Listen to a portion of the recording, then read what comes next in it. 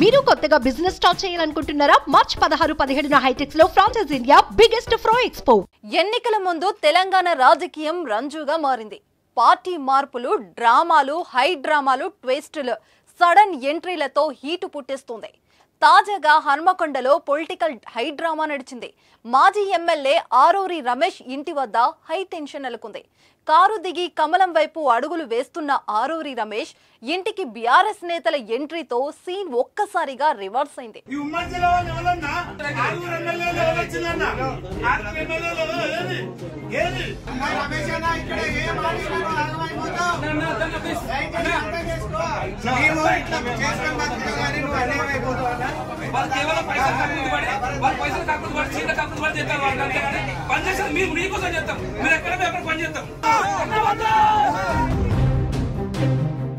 BRS లో MP ticket హామీ లేకపోవడంతో బీజేపీలో చేరేందుకు ఆరూరి రమేష్ సిద్ధమయ్యారు.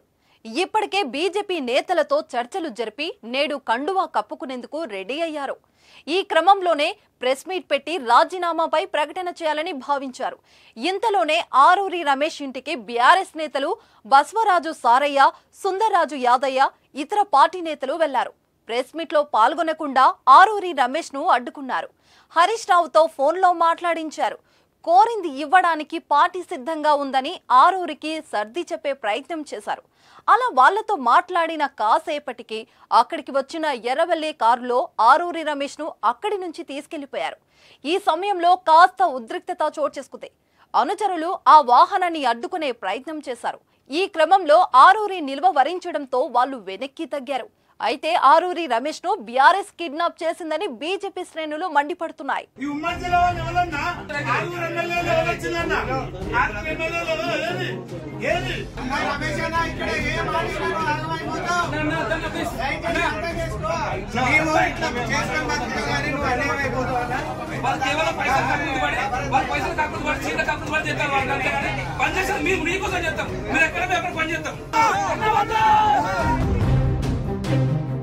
రెండు 2014-2018లో జరిగిన అసెంబ్లీ ఎన్నికల్లో ఆరూరి రమేష్ వర్ధనపేట నియోజకవర్గం నుంచి బంపర్ మెజారిటీతో గెలుపొందారు. 2023లో జరిగిన ఎన్నికల్లో మూడోసారి పోటీ చేసి కాంగ్రెస్ అభ్యర్థి కేఆర్ నాగరాజు చేతిలో ఓటమి చవిచూశారు.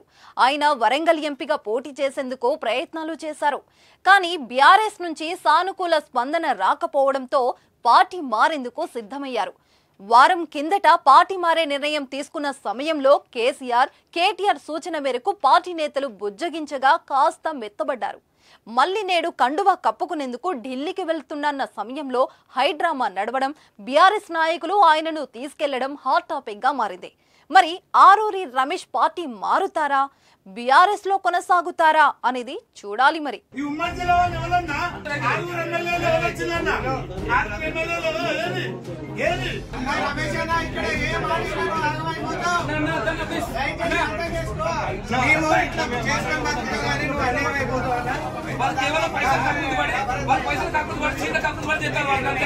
పని చేస్తాం, మేము నీకోసం చేస్తాం, మీరు ఎక్కడ పని చేస్తాం.